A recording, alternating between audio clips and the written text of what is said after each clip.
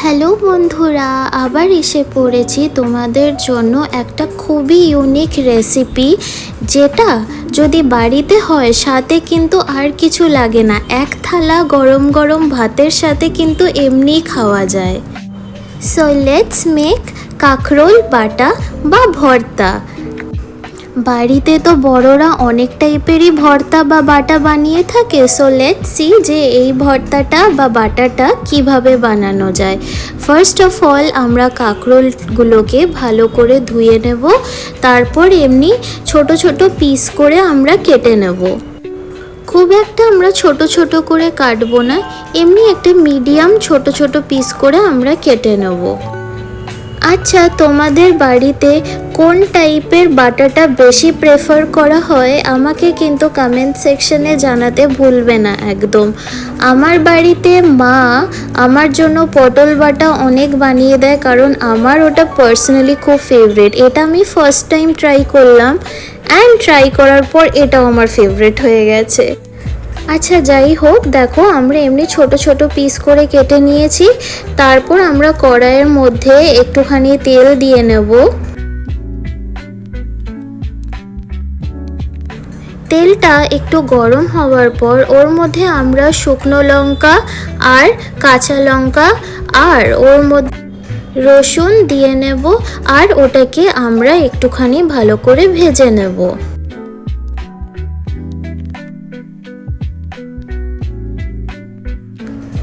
একটুখানি ভাজা হয়ে গেলে ওর মধ্যে আমরা আগের থেকেই পেঁয়াজ কেটে রেখেছিলাম, ওই চপড পেঁয়াজগুলো আমরা ওর মধ্যে দিয়ে দেবো। একটুখানি নাড়িয়ে চাড়িয়ে নিয়ে তারপর যে আমরা কাঁকরোলগুলোকে কেটে রেখেছিলাম ওগুলো আমরা ওর মধ্যে দিয়ে নেব। তারপর ভালো করে আমরা নাড়িয়ে চাড়িয়ে নেব। যখন একটুখানি ভাজা ভাজা হয়ে যাবে ওটাকে কিন্তু আমরা তুলে দেব। তারপর সাইডে কিন্তু আমরা ওটা ঠান্ডা করতে রেখে দেব। গরম অবস্থায় কিন্তু কোনো দিনও আমরা ওটা মিক্সচার গ্রাইন্ডারে দেব না, তাহলে কিন্তু অনেক বড় প্রবলেম হয়ে যাবে। সো ঠান্ডা হওয়ার পরেই কিন্তু তোমরা ওটা মিক্সচার গ্রাইন্ডারে দিও।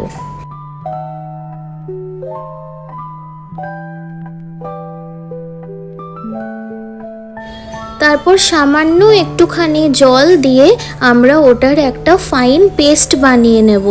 তারপর আমরা ওর মধ্যে একটুখানি চিনি নিয়ে নেব স্বাদ অনুযায়ী, আর ওর মধ্যে একটু লবণ দিয়ে নেব। তারপর কড়াইয়ের মধ্যে একটুখানি আমরা তেল দিয়ে নেব, তারপর শুকনো লঙ্কা ওর মধ্যে দিয়ে দেবো। শুকনো লঙ্কাগুলো কিন্তু আমরা ভেজে তারপর কিন্তু ওটা তুলে রাখবো। তারপর হাতের সাহায্যে আমরা ওটা গুঁড়ো গুঁড়ো করে রাখবো আলাদা করে। তারপর এই সেম তেলের মধ্যেই আমরা কালো জিরা দিয়ে দেবো। তারপর যে বাটাটা আমরা তৈরি করে রেখেছিলাম ওটা কিন্তু আমরা ঢেলে দেবো মিক্সচার গ্রাইন্ডারের থেকে কড়াইয়ের মধ্যে। তারপর এটা ভালো করে আমরা নাড়িয়ে চাড়িয়ে যাব।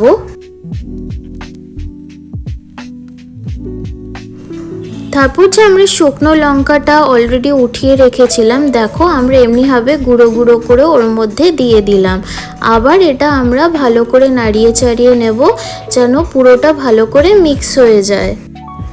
এটা কিন্তু আমাদের কন্টিনিউয়াসলি নাড়াতে লাগবে, কারণ তাহলে কিন্তু কড়াইয়ে লেগে যেতে পারে। অ্যান্ড ব্যাপারটা যখন একটুখানি এমনি টাইপের শুকনো শুকনো হয়ে যাবে ওর মধ্যে আমরা কিন্তু লেবুর রস দিয়ে দেবো। তারপর আবার এটাকে আমরা ভালো করে নাড়িয়ে চাড়িয়ে নেব, যেন লেবুর রসটা ভালো করে মিক্স হয়ে যায়। আমরা একটু ঝাল খেতে পছন্দ করি, ওজন্য কিন্তু আমরা ছোট ছোট করে কাঁচা লঙ্কা কেটেও কিন্তু ওর মধ্যে দিয়েছি। তোমরা চাইলে দিতেও পারো বা অ্যাভয়েড করতে পারো। আর দেখো এমনিভাবে শুকনো হয়ে গেলেই তোমাদের কাঁকরোল বাটা ইজ রেডি। রেসিপিটা ভালো লাগলে please do like and subscribe my channel and press the bell icon for more such amazing recipes. Please তোমরা আমার পাশে থেকো অ্যান্ড এমনভাবেই আমাকে আর আমার মাকে সাপোর্ট করে যেও। তোমরা থাকলেই কিন্তু আমরা আছি। Thank you. আবার দেখা হবে নেক্সট রেসিপিতে।